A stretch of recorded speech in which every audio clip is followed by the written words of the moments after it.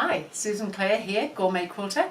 Feeling a little frivolous today, I have to say, using up some little bits and pieces. I thought we'd have a little bit of fun making some little pom-pom type tassels with some leftover fabric pieces. Sometimes when we've done a project we've got small amounts left, and so I thought that if we just cut them into some strips and wrap them up and make them into sort of pom-poms, and then we can make them into some sort of tassels. They're so much fun. So what I've done is make myself a little kind of like a pom-pom loom. I know that traditionally we did them in a circle, and when you had wool and things and you could wrap the whole circle and you tie it all up, and that was all really good, but fabric doesn't spring in like wool does, so I thought if we're making fabric pom-poms we might do them a little bit differently. So the size kind of is a little bit up to you and how much fabric you use and all the rest of it, what colours you use, but I cut my loom at about 4.5 inches wide. And just so I can hold it, it's about 6.5 or 7 inches long that way, and then I've just cut that out. Now I have used a double layer. This is that core flute board. It was left over, it's recycled, it was a sign. So I've just been using some bits and pieces, but it works really nicely for this sort of task. And you could use it with all sorts of fabrics. It doesn't have to be these nice quilting fabrics, but this is what I have the most of. It could be any number of things. And I just thought I'd show you how to do something a little bit frivolous today. So I've made my loom, as I said, and I've got some ends of fabric. So sometimes when we've made a quilt, we've just got random bits left over that are perhaps full width of fabric. Well, you might want to cut them into strips and use them that way, or sometimes you just want to use them up or have a frivolous day. So what I've got here is a couple of random pieces that I've got left over, and I'm just cutting them into different size strips. So if we look at these pom-poms up the back here, this one here, I've used two colours. It's a sort of a red and a burnt orange, so that it's a similar look. They've all got two colours actually. This was two different blues. And this one here is a yellow and orange. But this one here I've cut the strips 1/2 inch wide. And these two I've only cut them about 1/4 inch wide. So I'm going to be doing approximately 1/4 inch. It doesn't have to be exact. It's just a way of using up. And they can be slightly irregular. All sorts of things could go on with these. So I've just got my fabrics laid here, and I'm just going to cut, I'm not even especially measuring, approximately 1/4 inch. They could be slightly wider, they could be slightly, I wouldn't go any narrower probably. Now the other thing I would mention is I am using batiks, because batiks are pretty much the same both sides, so you don't get that colour variation, and they also don't fray as much. And apart from all of that, I have a whole lot of batiks because I use batiks a lot. So I'm just going to cut strips. I thought if I did this so that you can see, this is all it is just cutting random strips, and as much as you want to cut, as little as you want to cut. For making something like this little one here, I think I cut approximately 4 inches, so probably what I've got of the green there into these narrow strips, but I did it with two colours of course, so maybe it's 8 inches of fabric. It's not something I'm particularly measuring. This one's a little bit wider, we might have a little bit more yellow. And I'm going to use the two colours together. And this is just a great way of using up. It's also just a lot of fun.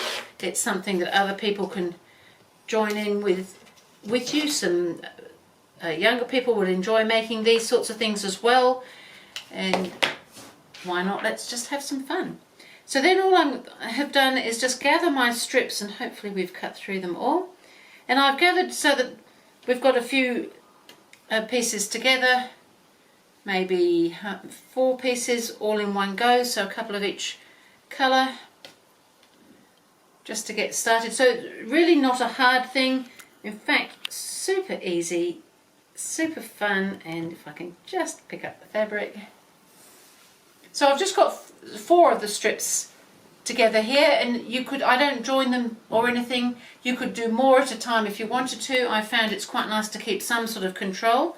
And then with my little loom here, all I've done is just wrap that around and just grab those ends in as I wrap, very randomly, not trying to keep anything particularly flat or anything. These bits are just going to stick out. If you've made pom-poms at other times, you'll know that you usually have to trim them anyway. And I'm just going to grab some more. So I'll just keep doing a bit more of this so that you can see that it's really this simple to just make frivolous fabric pom-poms. And then I just turn them into like a tassel. You could put them on the end of pencils. You could make a whole garland of them. And sometimes we have trouble getting the ends. There's just a whole lot of fun to be had, really. You could make a whole series of them and make a floor rug with pom-poms all throughout it. How fun would that be? So again, I'm just wrapping. That's all I'm doing. So I'm going to keep wrapping, and then I'll show you how I do the next bit as well. So we've just got these little ends sticking out. It's very rough, and I'm just going to sort of wrap along. It's not particularly tight on here. It's just nice and sort of firmish. So I'll just keep wrapping, and then I'll show you the next stage. Last bit, I had a little bit more yellow than I did green, so that's okay. We'll just have slightly more yellow. So we'll get this last lot around here. And as I said, you can keep going as much as you'd like to.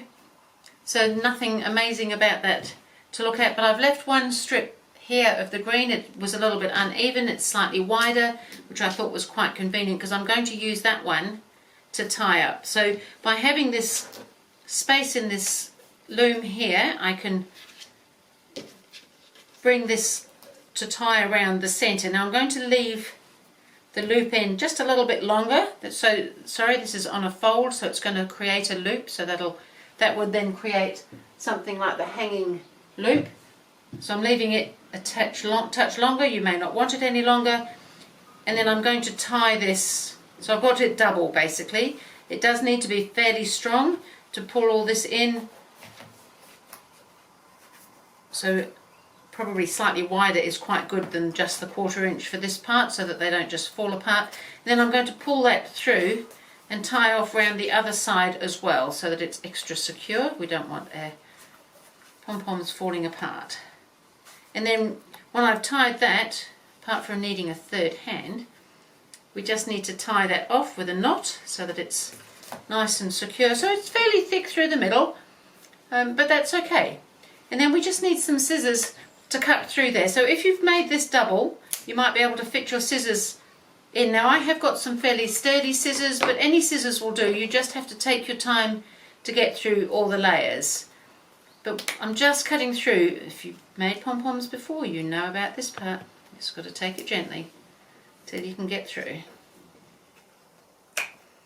And go all the way along. And then we need to do the same along this other edge as well. So I'll get these scissors in between. I stuck my two bits together, so the scissors may not want to go in there. No, just cut.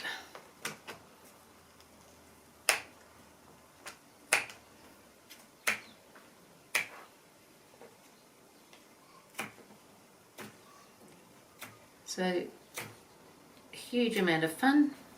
And then that should just come off there, and now we just need to rearrange that into a wonderful pom-pom. It's going to have bits that are likely to fly off. We're going to trim up some more, give it a little haircut. So it just wants to be fluffed around a little bit, give it a good shake. And then if you find you've got some bits hanging off, because they might be the ends of where we overlap, they might be the joining ends, keep your loop out of the way, and you can just trim off some of these. So give it a haircut, as much or as little as you want. You might like them super all over the place. You might want everything to be fairly exact. That's a little harder to achieve because these are not an exact thing, but kind of fun. So great as a little pom-pom thing. They actually make a terrific throwing toy, very soft, very gentle, very replaceable. You could add, if you wanted to, like I have a bead, I've got some little wooden spools, I've got some beads here. So if you're going to add a bead just to make it into a little beaded tassel, I just twist that through the hole in the bead, and usually it pops out the other end by twisting it. If it doesn't quite pop out, you can just use something to poke it through. And then if you want to make sure that stays there, you may want to tie a knot. And I've just looped a knot round, and you just want to hold it down next to the bead so that it will tie and hold the bead in place. And there is a frivolous I like to have tassels. I hang them on the back of doors. I hang them on little cupboard loop handles and things. I just actually like them. And as I said, I was feeling frivolous today, and I've got a long bit of frivolity sticking out there. You might use them for decorations. You might make a whole garland of them. As you can see, there's a whole collection already. You could make them, you could put little faces on them. They could be little people. You could just have so much fun with these. And I know that small people would have an enormous amount of fun. You could have several to throw into a container as a game. Oh, so many things in life.